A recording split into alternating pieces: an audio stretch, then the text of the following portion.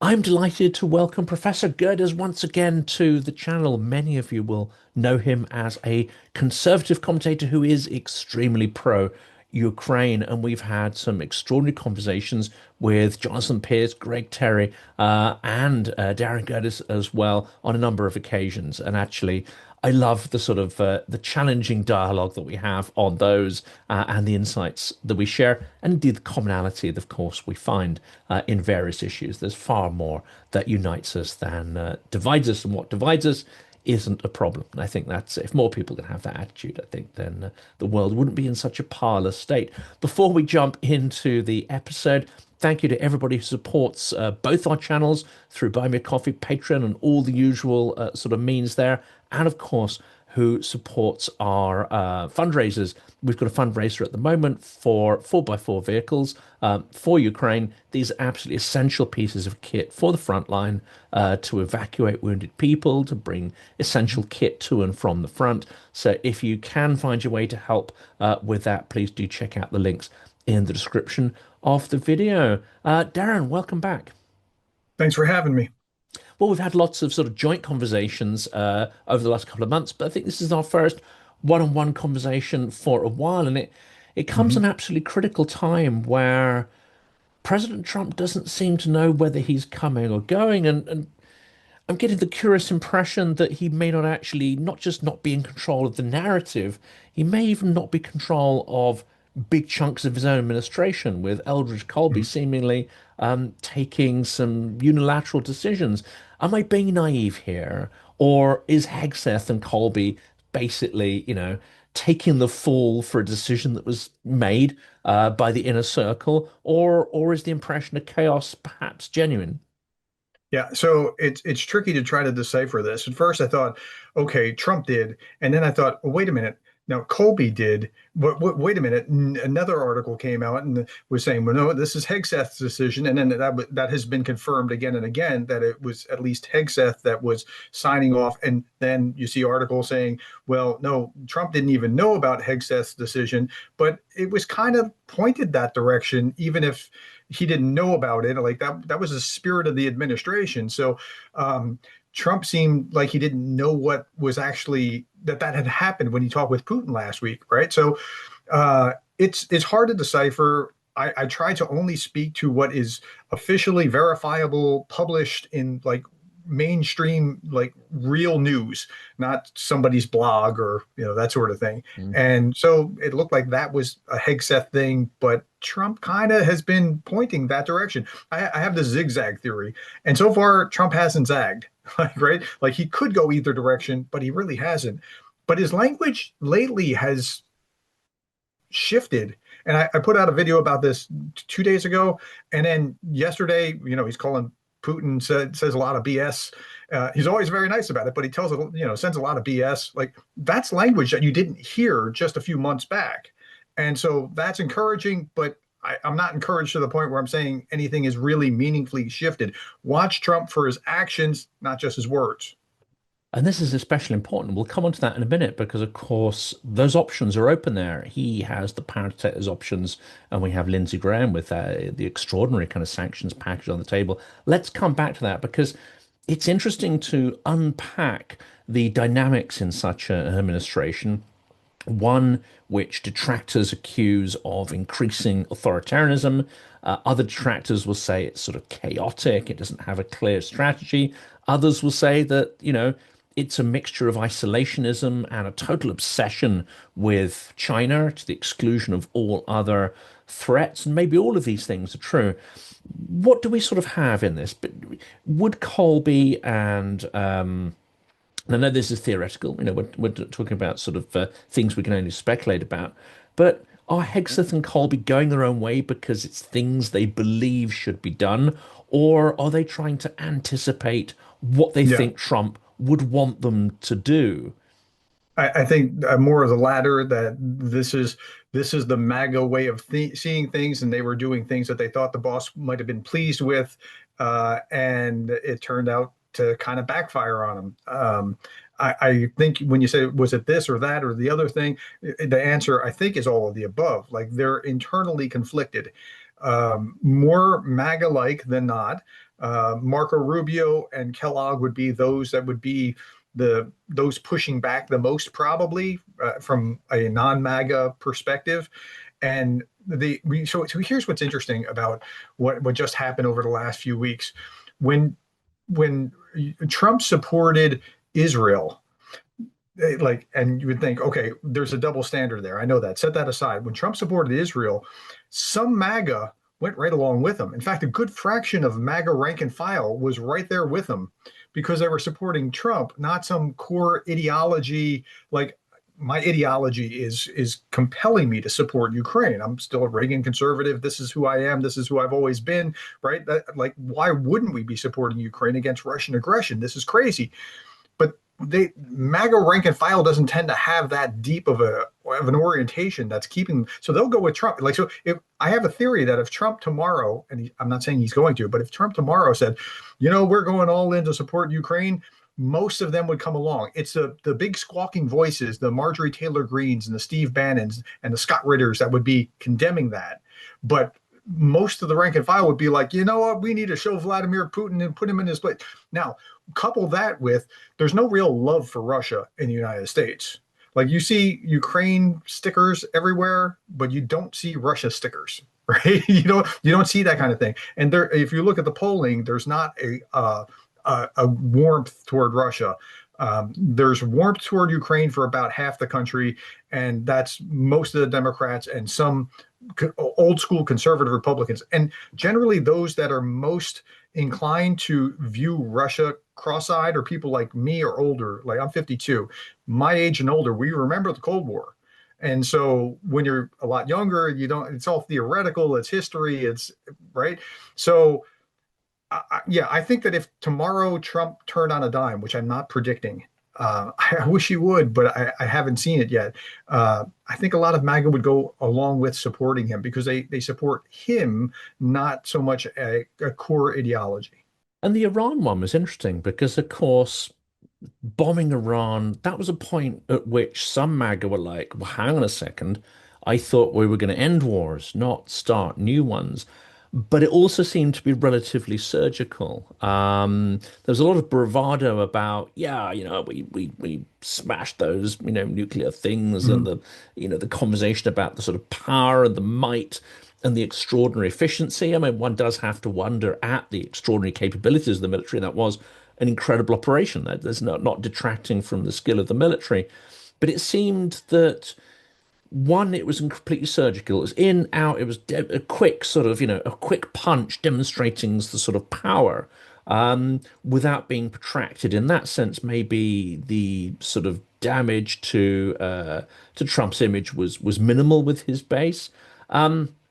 But also by the end, I get the impression that actually the efficacy of that strike is kind of Yeah. neither here nor there. They're actually not that fussed. They're more fussed about the optics of it and the domestic political angle rather than, whether these strikes actually worked or achieved something. I think they really wanted the strikes to work and to achieve something, and they were probably deeply unhappy that they didn't achieve more. But they were willing to do it. Unmasks a narrative, and the narrative is, oh, those Republicans, they're all isolationists. That's a new thing, this whole isolationism thing from the Republican side. Republicans historically have been the hawks. And it's a really weird thing to see the switch where Democrats, who historically had been the doves, have now become the hawks. And that switch between the view of Russia, it changed in about 2016, about the time of the, okay, it depends on how you frame it. Russia hoax, as Trump talks about it, or Russia collusion, as the left talks about it. About that time, there was this really weird switch between Republicans looking at Russia as, well, no, they're okay. They didn't do anything. They're not caught. Now, the reason that they dismiss that is because they know, because of their own experience, they didn't vote for Trump because they were pro-Russia, or that because Russia, they knew why they voted for Trump, those Republicans, and so they discount it. On the other side of that, they see Russia as the whole core to why Trump is, well, not the whole, but large chunk of why Trump was there to begin with. And so it kind of weirdly switched. But historically, on the conservative side, we've been the ones that would have logically been hawks. So it's a very strange thing to experience. I also get the impression, I wonder when the history books are written, that people will come to the conclusion that Russia was able to play on partisan differences and biases, Yeah. and was able to get people to not just disagree, but loathe each other, Hmm. and descend into this extreme sort of tribalism. And one of these things, I didn't want to sort of bring this up because it's kind of, I think it's quite a messy story, but Russia's been expert at creating the impression that they own Trump, which is a very clever strategy because you don't actually have to fully own someone in order to weaponize that narrative. If indeed, as you say, those in the center and the left are going to jump on that with alacrity.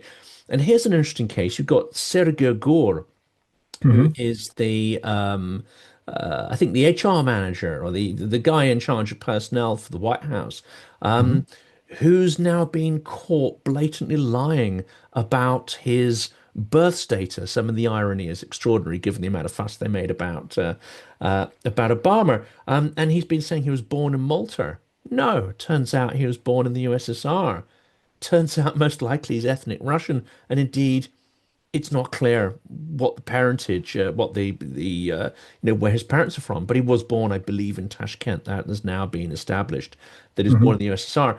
So whether or not this guy turns out to be in some ways linked to Russia as an asset or not, you can see how it works placing people around Trump and in his circle who have the appearance of biases towards Russia, have the appearance maybe of being assets or agents of the Russian state.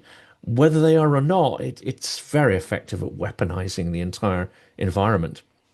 Yeah, so you could have been born in Kansas. The issue is the ideology. If your ideology is still supporting Russia, then that's bad, right? I mean, that's problematic. But he does look kind of fishy, right? And there's a number of people within the administration that look fishy in that same kind of way, and so that gives him kind of a black eye in that sense. I want to go back to your earlier point because Rebecca Koffler wrote an awesome book. Putin's Playbook. If you haven't read it yet, you need to read it. I've talked about this a number of times, and like this gels the way that the Russians have propagandized the United States. They'll try to inflame this side or that side and try to get them at odds with each other because a non-functional, a frustrated and at each other United States is great for Russia. They would love to see more conflict here. And if you think that, that, oh, well, that's just partisan stuff. The Mueller report talked about this. The Mueller report talked about how like the Russian trolls would try to inflame Black Lives Matter kind of organizations or similar named kind of organizations and pro-racist white organizations simultaneously to get both of them agitated so that they'd be at each other. And that's exactly what I mean. If you want to create chaos, so I look back over the last decade and I think, wow, how much of this has been Russia stirring the pot? How much of the grief that we've experienced has been that? And then, like, it hasn't been Ukraine stirring the pot. Ukraine's not interested in that. Russia's really the adversary here. And we have to come to terms with that. And then we see story after story of this sabotage in Europe or that political scandal in Europe or what, and it's all caused by Russia. In the Baltic states, in Finland, in Poland, they're all creating walls. I mean, like when I say walls, I mean minefields and sometimes fencing and whatever else in order to keep. It's not to keep Denmark out. It's all because of Russia. Like everybody, Russia's like your crazy uncle that you see at Thanksgiving every year, and you're like, everybody's kind of tap dancing around him, like, I don't want to disturb him, but everybody knows that's the crazy one, except for the crazy uncle. It's kind of like that. And so it's the core of a lot of the grief that is inflicting the rest of the world. I mean, if your crazy uncle happens to have a dungeon where he regularly kidnaps people and tortures them, I mean that works. I mean, I think Joseph Lindsey had a rather nice. He called Russia the school shooter of nations, um, Wow, quite a which would term. yeah is quite it's a harsh term, but I think it describes the nihilism. It describes the extreme brutality, the extreme resentment, because of course a lot of shooters are driven by extreme resentment as well as, psychological issues. And that kind of describes Russia, unfortunately, to a T. Let's come back to the Hold on, sanctions ring. Yeah, before we go to the sure. next Yeah. question, let's talk about those psychological issues. Because the more that I watch Russian media, the more that I see that they're kind of schizophrenic about how they see Ukraine. Correct me if I'm wrong. My read is that they see Ukraine as Ukrainians are Russians who don't understand that they're Russians. They bought this political narrative that they're Ukrainian. They speak this other language that they shouldn't be speaking because they philosophically are traitors to the Russian people that they are. And so, because they're traitors, we have to either reform them or exterminate them. That's my read from Russian narratives, Russian propaganda, that sort of thing. Am I wrong? Because I think partially right, but I think it's actually worse because when they say traitors, they often will apply that to their own. So, Navalny and his crew, Ponomarov, Kasparov, they will use the word traitor for those people because, or for people who, like the transport minister, and others who are implicated in corruption scandals, they're traitors to the regime. Because traitor implies that, you're on the same level in terms of status. It's just you've kind of gone astray. I think they think of Ukrainians almost as subhumans, especially the ones that identify as distinctly not Russian or have renounced the Mhm. Russian language. I think it's worse. They say, okay, these are little Russians. These are sort of lesser Russians who don't know they're Russians. Right. But when you listen to Zagrad, which is run by Malafeev, who's a kind of orthodox oligarch, I mean, extreme fascistic oligarch, they talk about it in terms almost of a mind virus. They talk about it in terms of Yeah. heresy, which is worse because, what do you do if someone is infected? Well, you can try and cure them, but at the end of the day, if you can't cure them, you have to eradicate. I mean, Yeah. I think they're literally looking at Ukraine almost as a zombie population, which ultimately, if they can't cure it in their terms, they have to expunge it. Yeah. I think, Ukraine without Ukrainians, that is what Putin is aiming for. And that's not that well understood. I don't think Trump understands that. I don't think many people in his administration understand it. I don't think actually Biden's administration fully grappled this. I don't think many Western leaders actually understand the gravity of what the Russian conception is of what they want to achieve there. Yeah, and certainly genocidal. As you were speaking, it made me think. So I did my master's thesis on the Nazis, and the way that they made life legally unworthy of life, and you could exterminate, right? So, and that was actually a phrase, life unworthy of life. And doctors would, who swear a Hippocratic oath, are actually were reformed into thinking that they're doing some good by exterminating these people because they're looking at the body of Germany and like I'm cutting out the cancer that is in Germany rather than looking at the individual life that they're defying and destroying, right? So there's a very interesting parallel there, which is ironic because they talk about these Ukrainian Nazis. When you see the article yesterday, they had to, or day before, whatever it was, they imported these guys into Ukraine wearing swastikas. They were foreigners. It's like if you have to go out of your way to make something up, that's showing that that's not actually the thing, Yeah. right? Like if you went back to Germany back in the 1940s and said, "Where are the Nazis?" People would raise their hands and say, "Hey, I'm over here." Right? You go into Ukraine, you just don't. It's not the same. You don't see that. You You don't see see that. No, probably as much or absolutely. more in Russia.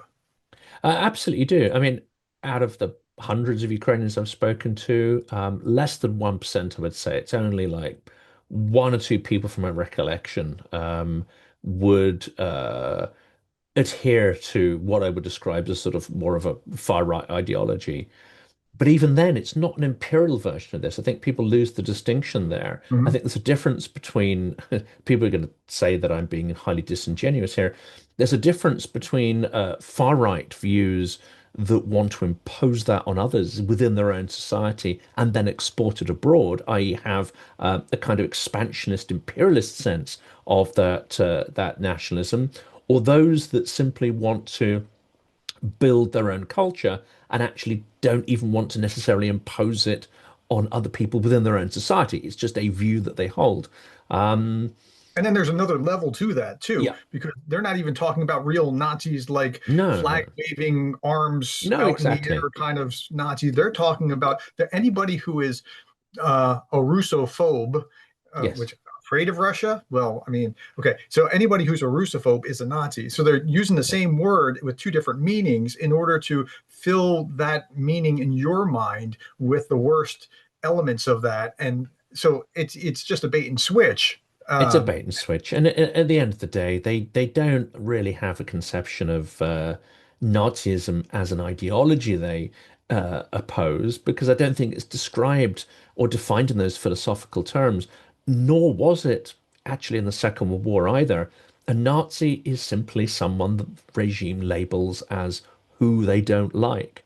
I'm mhm. not sure it then matters what qualities are ascribed to that person. It's just they're not us, and they're opposed to everything which loosely is defined as us. Yeah, and this is how they spread their propaganda to help to keep detractors going. You know what? I'm not going to help those Ukrainian Nazis. And yeah, there you have it. That's their propaganda. That's how they roll, and this is where we are. Unfortunately, they're really good at this propaganda.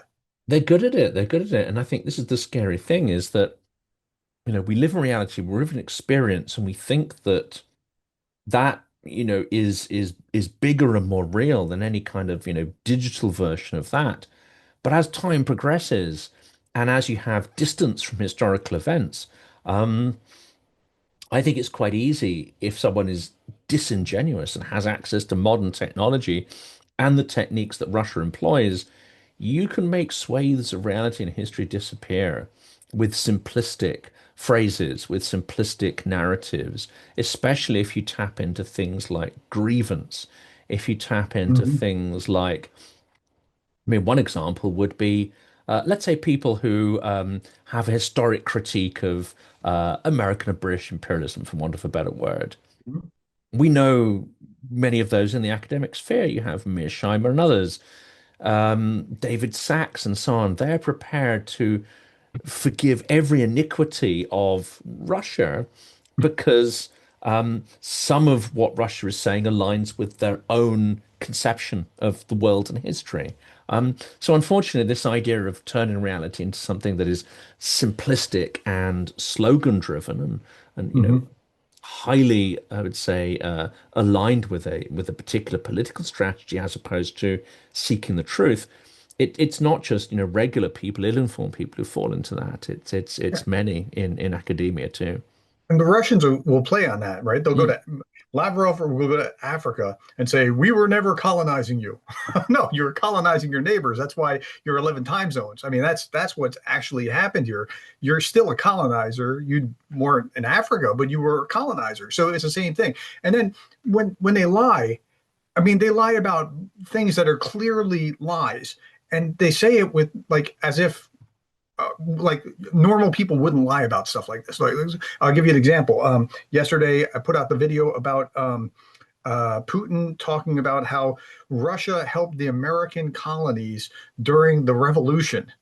What? I'm like, okay, so again, my dissertation was on the constitutional era. I'm not like I'm a decade off from that. And I'm like, there's no evidence. So just pop it into ChatGPT. You can find out for yourself. Like, no, this is not true. In fact, ChatGPT, I said, okay, you're a history professor. Rate this for its accuracy. Gave it a score of 30 out of 100. Like, I mean, it was terrible, right? So but he'll lie about that, even though he knows anybody can look it up, but he'll lie about it anyway. And a lot of people won't look it up and they'll say, oh, yeah, we've always been friends with Russia. Oh, we've always been, we should be on good terms with Russia. I mean, I it's mean, so frustrating to watch. it's extraordinary, isn't it? And there's the other forms of historical amnesia are obviously the weaponization of NATO is evil. NATO's always wanted to do us in, etc., etc. Conveniently forgetting that NATO ran many aid flights into Ukraine to Russia when the Soviet Union collapsed. Bringing food and essential aid to Russia. It did the same during the Soviet period, and of course the assistance pre-NATO, but the assistance during the Second World War of manufactured goods, including jeeps, Hmm. tanks, aeroplanes, essential material for munitions and so on. I mean, this was Russia would not have survived against the German onslaught. So we're not taking away or detracting from the sacrifice that Russia made, but they have conveniently buried that. They want to depict the West as endlessly hostile, and endlessly conspiring to destroy Russia. Whereas the history of the last 20 years, and indeed still, is that we've become addicted to Russian hydrocarbons. We have given Putin the money that has propped up his regime. We've given him the money in exchange for his hydrocarbons at market rate over the last 20 to 30 years that allowed him to build this war machine to invade Ukraine and to, you know, harbor plans to invade Europe. We have literally built the instrument of our own. I say downfall because he's unlikely to conquer Europe, but you see where I'm going with this. It's the Yeah, yeah. same with And Stalin. Yeah. every U.S. president keeps trying to do this reset, and it never works. Like you look from the time that the Soviet Union became Russia, and every president's trying to reset the button, reset. Like you have Hillary with the actual reset button, trying to. It has never worked. Russia just doesn't roll that way. Now, what's interesting about that is that they don't roll that way because there's something in the Russian psyche. Maybe you can speak to this better than I can. Something in the psyche, the demeanor, the worldview that there's a weird bipolar something of Russia is the awesomest, and without Russia, the world doesn't matter. And we're embattled, and we have enemies on every side. We're the greatest, and everybody wants to take our stuff. And simultaneously, that's what's going on, and it's almost like it's a recipe for a warlike, unredeemably warlike kind of situation. Whereas after World War II, you had Germany. Now it's different than what it was in World War II. Japan, different. They were defeated. They had to reform and rethink things. Russia never had to go through that, and so we're getting what we're getting because they've never been able to shed their ideology. So, can you speak to that? Yes. Am I wrong about the we're the awesomest and yet we're embattled on all sides kind of thing? Is that fair, or am This I is off in entirely left fair. field? No, I think this gets to the heart of the problem. The various Russian regimes, especially the Soviet one, has never been forced to come to terms with its crimes and criminality. Even in the 90s when I was there, you'd speak to many people, and they'd express, a degree of surprise that their former colonies wanted to sort of break free, and then they'd express a degree of resentment. It wasn't weaponized to the same level, but they'd be like, "Who are these people anyway? We gave them everything." And in this sense, they're talking about Central Europe, they're talking about Poland, they're talking about the Baltics, and they ask themselves, "Well, we went on holiday to these places, and they lived materially far better than we did." And it's our empire. And there's already a degree of confusion about that. Mm. It was translated in the minds of many people who didn't really think too deeply about it that, yeah, we gave them all that. And now they're rejecting us. And why did they live so much better than we did? And we didn't give ourselves the best resources. I think it's because they fail to understand that. I mean, this is an analogy I used the other day with the Ukraine analyst. Empires have been the pattern for most of history. And that's not to say that empires have always been good, but in a chaotic world, sometimes imperial structures can bring a level of order and peace, which allows certain economic and intellectual processes to flourish. You know, Roman Empire, exceedingly brutal in conquering territories and eradicating rivals, but it brought unparalleled peace to places like the Middle East, which flourished for hundreds of years, and grand cities were built, etc., etc. So it's not a justification of imperialism, but it is a common trait in history. Most empires, in that respect, are greater than the sum of their parts. Russia is almost unique in that it is less than some of its parts That's because really it's interesting. it's far more parasitic as an entity. It sucks. not just the resources out of its territories, because most empires do, to an extent, suck resources out and get rich off that. But it also seeks to entirely repress all native civilizations and place itself above.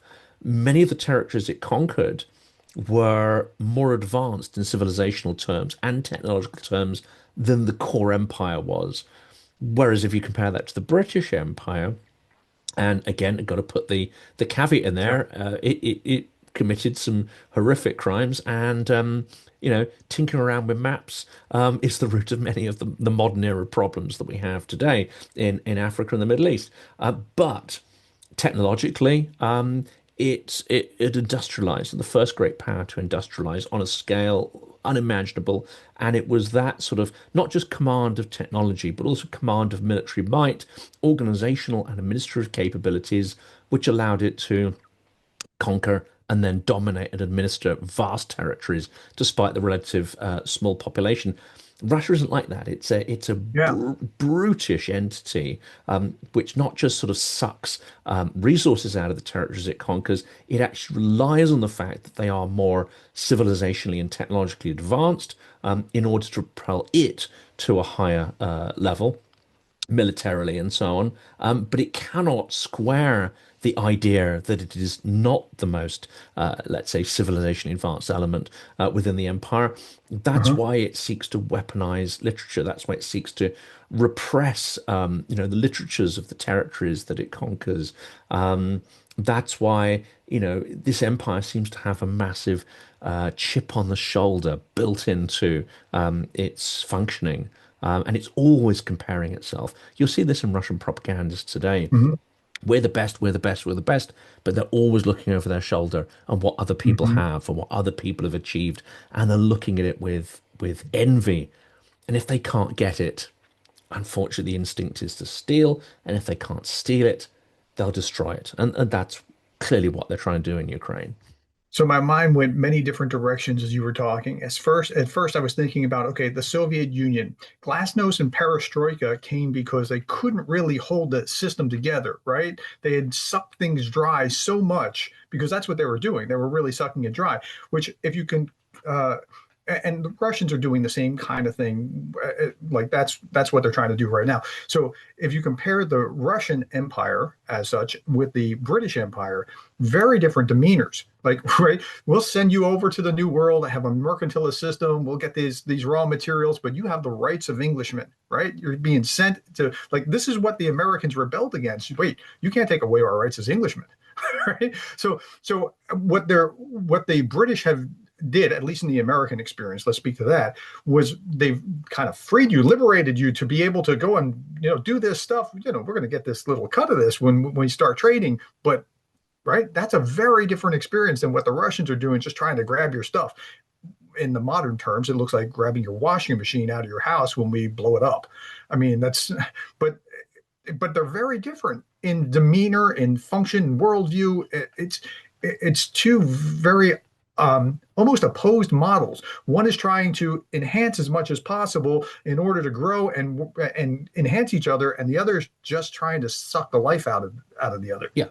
I mean, one is, I would say, pre-industrial mindset. The Russian one is Hmm. is pre-industrial.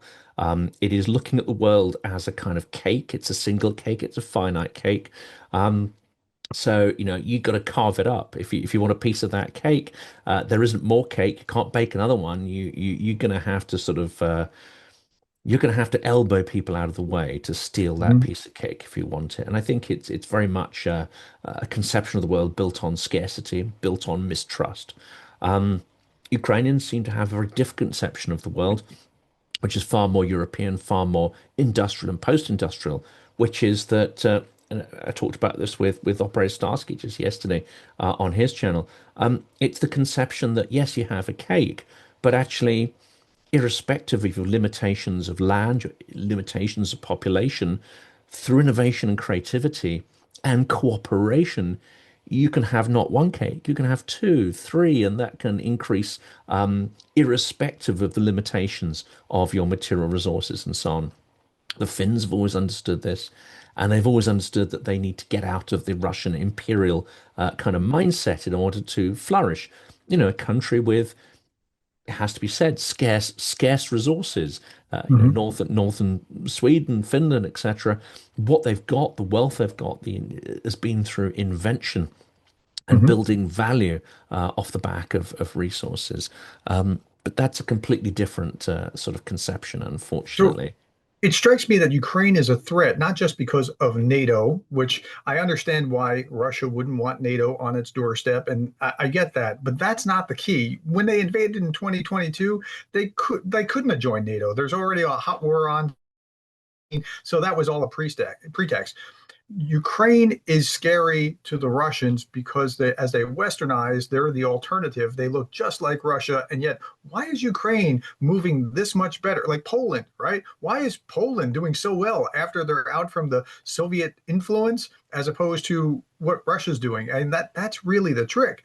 And if you understand that, I think a lot of what we're seeing makes sense. Because if Putin had a puppet in as president in Ukraine since 2014, none of this would have happened. But Yes, now that that's you it. have Yeah. Ukraine going a different direction, it's a scary contrast. And he's worried about a color revolution. That's why he won't mobilize. That's why he's upset about what he saw with the Orange Revolution and then the Maidan Revolution. So I'm sorry, I cut you off when you were starting to say something. No, no, absolutely, and this gets again also to the heart of it. It's the revolutions are fundamentally opposed to not just Russia's power structure, because we look at it and we say, okay, well, it's got a vertical, it's dictatorship, etc. I think we're kind of missing the point in that Russia has the power structure that it does because that fits the business model, how the country makes its Mhm. money. It makes its money from extracting stuff from the ground. Most of the population aren't involved in that process, and yet the majority of wealth that powers the elite comes from that. So, in some senses, the population is superfluous to requirements. And two things emerge from that. Well, more than two things, but one is you're not really caring so much about the material status and the education of that. In fact, quite the opposite. You don't want them to have too much material status because they'll demand sort of rights to go along with that. You don't want them to be Mhm. too educated because then they'll see through the narratives that you create, the mythologies you create to keep that population under control. So that's the sort of first thing there. And they are essentially superfluous to requirements. You don't need the majority of them to still power your business model. Um, Ukraine fundamentally challenges that because they have a different business model, which is that through adding value to raw materials, through the invention and the participation of the majority of the population, that's where their wealth comes from. And all of the other sort of democratic symptoms that you talk about come along with that. So I think we're looking at a fundamental difference, not just in political structure, but in the entire business model. Mhm. And Russia sees that a threat because if you have Europe and you have this sort of so-called buffer zone of Ukraine operating on a completely different sort of, for want of a better word, operating system, then Mhm. that threatens not just your regime security, but actually that threatens your entire business model. Because, what if these people start insisting that if they're going to buy your hydrocarbons, that that you need to make internal changes to your society. What if these people decide that actually hydrocarbons aren't the way to go forward anymore? Green technology, nuclear, non-hydrocarbon based. Well, then your entire business model collapses. So I Yeah. think that there is an existential threat to Russia, but it's not the sort of geopolitical one. It's a geoeconomic one that is driving a lot of their actions. Well, and you can see it in the contrast between a top-down way that Russia tends to operate, not just military, but government administration, that sort of thing, and the bottom-up way that, look, Ukraine would have been lost except for two factors in my mind: the bottom-up upswelling of the people doing their parts to try to do things, and technology like drones. And couple those two together, the bottom-up use of drones, guys in their basements creating drones day over day and like innovating on that and that sort of thing, as opposed to still a very top-down model within Russia. Just like, well, let's create this new version of drones and this new version and this new, but it's all there's a bottleneck there as opposed to massive entrepreneurial innovation. Um, it's a story of two different models of how the world should work. It's almost like going back to the U.S. Soviet comparison or the U.S. led Western versus Soviet comparison. It's pretty sharp. It's something to watch. I think it's also, we write Russia off at our peril, which is what many Ukrainians tell me. This brute force method may be unpleasant, it may be inefficient, but unfortunately, it's proved quite effective for them throughout history. Um, Second World War, yes, they had a lot of material from the West, a lot of high technology, but in the end, it was the brute force of applying that technology with millions and millions of bodies that helped them to win against the Germans. And a certain, of course, easing of the dictatorship, which did allow some innovative individuals, individuals that showed leadership capabilities to rise to the fore. It seems that Russia is not so capable anymore of actually allowing people with innovative ideas to flourish. They tend to fall out of windows and have unfortunate, Yeah, a rash. accidents with firearms in their home. Keen hunters, many of them. But they're still able to scale. They're still able to deliver, I think, a fairly nasty punch through sheer brute force, and they're able to scale manufacturing. So they may not have the sort of zoo of highly innovative sort of drones that Ukraine does, although it was Russia that saw the potential for the fly-by-wire or fiber optics. Ukraine had that on the table as well, but it just didn't make its way through the bureaucratic system. People didn't see the opportunities there. When Russia finds something that works, unfortunately, they have the ability to scale it Yeah. relatively rapidly, which we're seeing. So, by no means is this a threat we should be dismissing. It's still a very grave threat to Ukraine, which kind of brings us back to the sanctions package. There are, as you say, a lot of pro-Ukraine Republicans. There are even, and some people doubt this, but there are some pro-Ukraine MAGA as well. It sounds like an oxymoron, but there are. And you have more traditional Republicans like Lindsey Graham who've tabled an extraordinarily punitive sanctions arrangement precisely on the idea that if you're going to tackle China, Russia is now a proxy of China. You have to tackle Russia first. Defeating Russia makes an invasion of Taiwan less likely, and that is the primary objective, rather than looking at it as divided and separate problems, which is what unfortunately Eldridge Kolby seems to be doing. Mhm. What's your take on that? What are the chances that Lindsey Graham will get this bill on the statute book? Will get Trump to adopt it? Yeah. First, you can't get um, 85 of 100 senators to agree on pretty much anything other than congratulations on your 100th birthday, right? I mean, short of something like that, that's almost unheard of. So that there's so much support, it's going to pass. But it's going to pass with a caveat that we're putting this out, but Trump can employ it when he wants to, and that's the misery. It should have just gone out rather than that Trump can use it at any time. Um, it'll go through.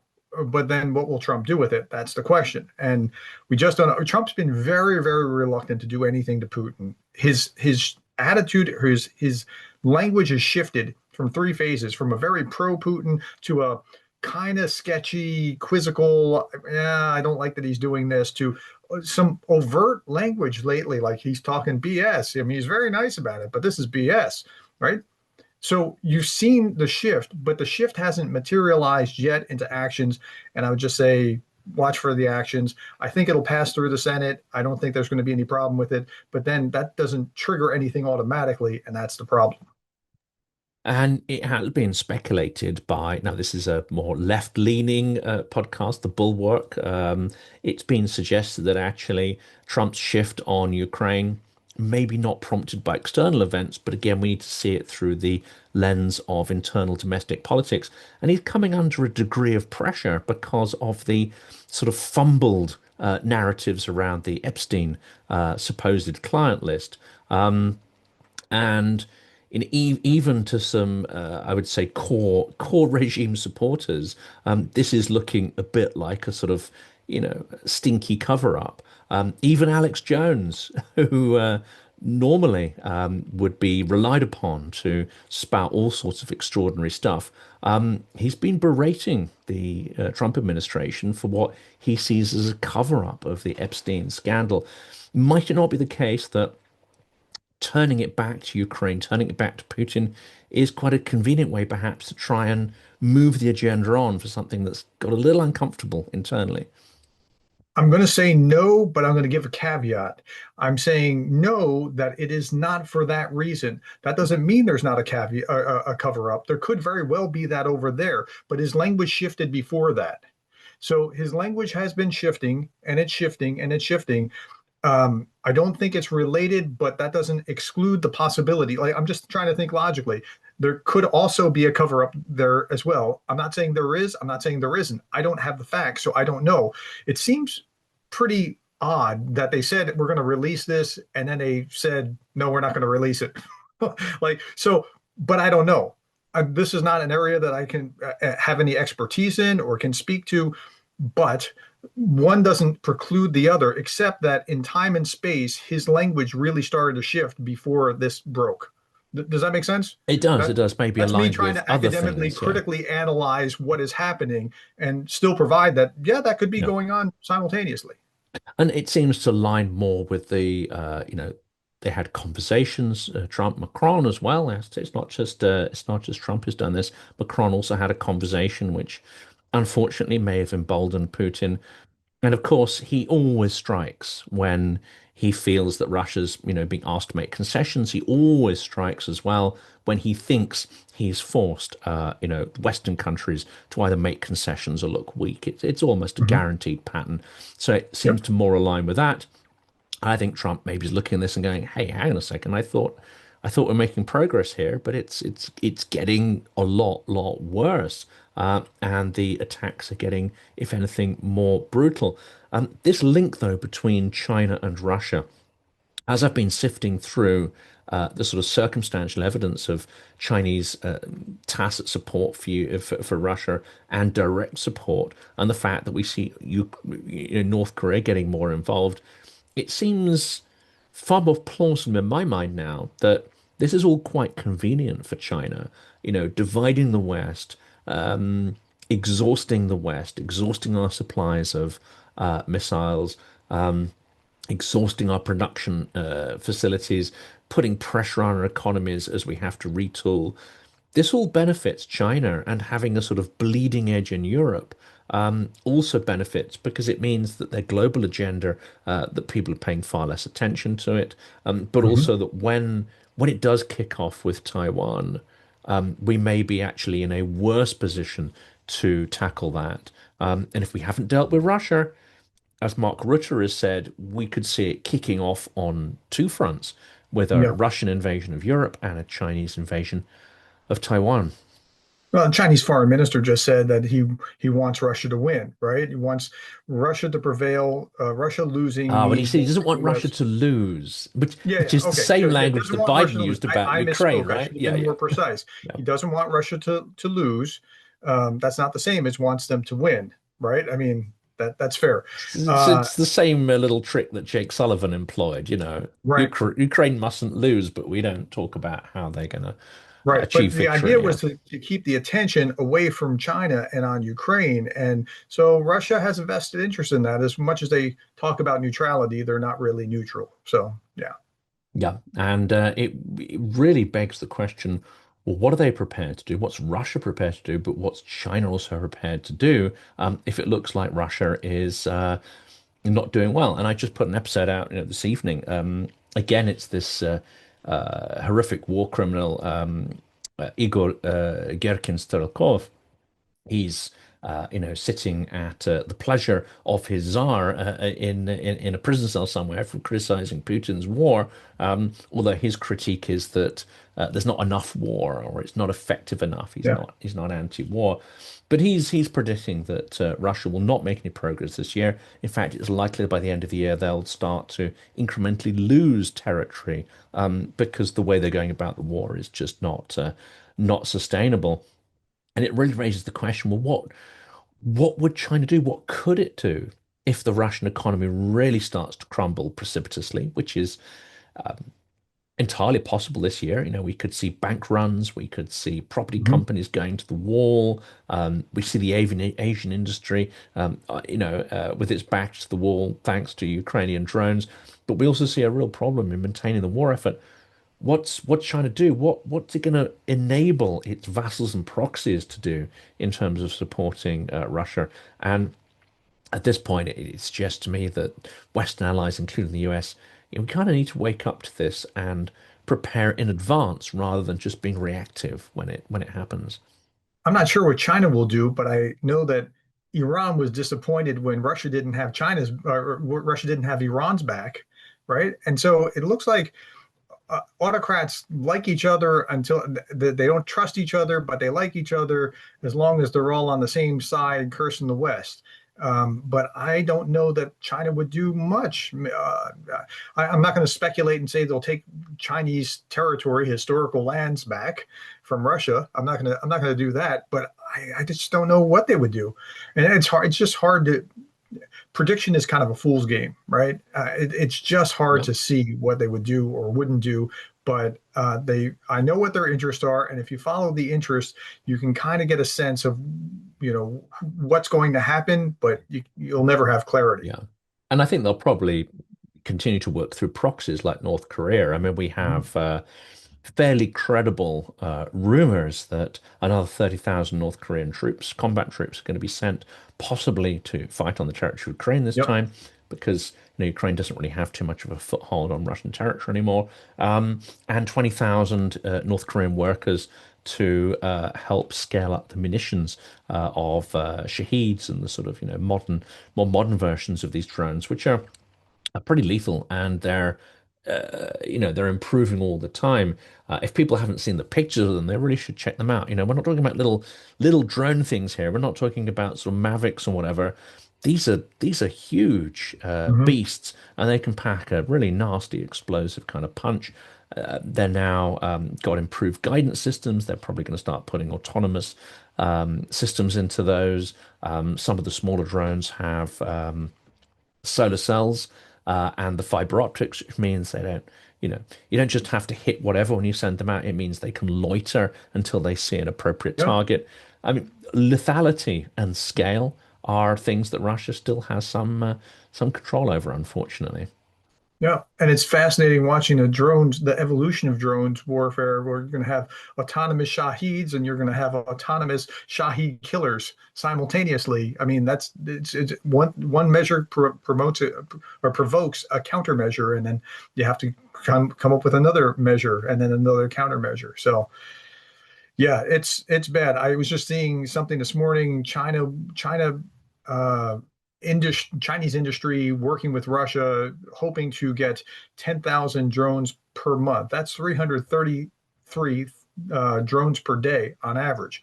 We're going to see 1,000. I mean, today was seven. Let's see. Wednesday was 751 drones and rockets. I mean, that's crazy, right? And so it's not outside reality or outside of, like, I didn't think we'd see 700, right? It's not hard to believe that we'd see 1,000 in a night in given time. Yeah, And 1,000, 1,500. These numbers are yeah, well within their yeah. I mean, capabilities. So within a couple months, I mean, that's possible. that's it. And this is why it's absolutely critical whether Ukraine gets support from allies in the US or not, because if they don't, then these air defense systems are going to be attrited relatively soon, and then we're going to see the casualty rate really starting to ramp up in a Mhm. terrible fashion. Not that that will lead to a Russian victory, I think, they're still going to end up being sort of, stalled by the end of the year, not making progress. And Putin's becoming desperate. I mean, this is one maybe for us to follow up with Jonathan and Greg on a live stream. But it seems that Putin's regime internally is coming under more pressure than it's been under since their effort at mobilization in 22 and 23. And the rate at which ministers and business people are falling out of windows is increasing dramatically. Yeah, and the battlefield is going terribly for the Russians. And if you just look at how much progress they're making, how many, I mean, the number of attacks, it's not working for Russia. One of my viewers had a analogy that it's like drones have become like a minefield in the sky.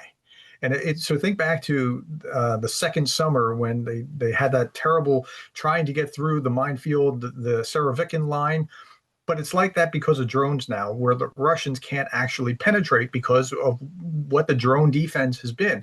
Again, without drones, Ukraine would have been out of it, I think, a long time ago. Yes. The technology has allowed them to leverage their skills, the people's abilities in order to fend off a much larger threat. And Yeah. I got to give them every credit in the book for having been able to do that. And it's made up for some of the deficiencies in the number of people they can recruit and train. It's made up for still what is a major issue that the average age of people in the army is people in their 30s and 40s, as opposed to most wars in history, which are fought by younger people in their late teens and 20s. So scaling up drones has been an incredibly smart way, as you say, to not just stay in the fight, but to fight Russia to a standstill, a country with far more resources and people, and obviously a record of absolute brutality. So it's an extraordinary achievement, which it doesn't get enough credit. It really doesn't get enough Yeah. credit, but it Ukraine's should been do. absolutely amazing here. I just unbelievably. Well, I look forward to the next chat where let's get Greg and Jonathan on to talk about regime fragility in Russia. I think that would be an interesting topic for us to have a go at. And of course, the flood of news will continue. I mean, for today though, I mean, it's such a great pleasure to have you back on the channel and to explore some of these issues. Yeah, it's been absolutely brilliant, and I look forward to the next time. Always good to be here. Thank you for having me.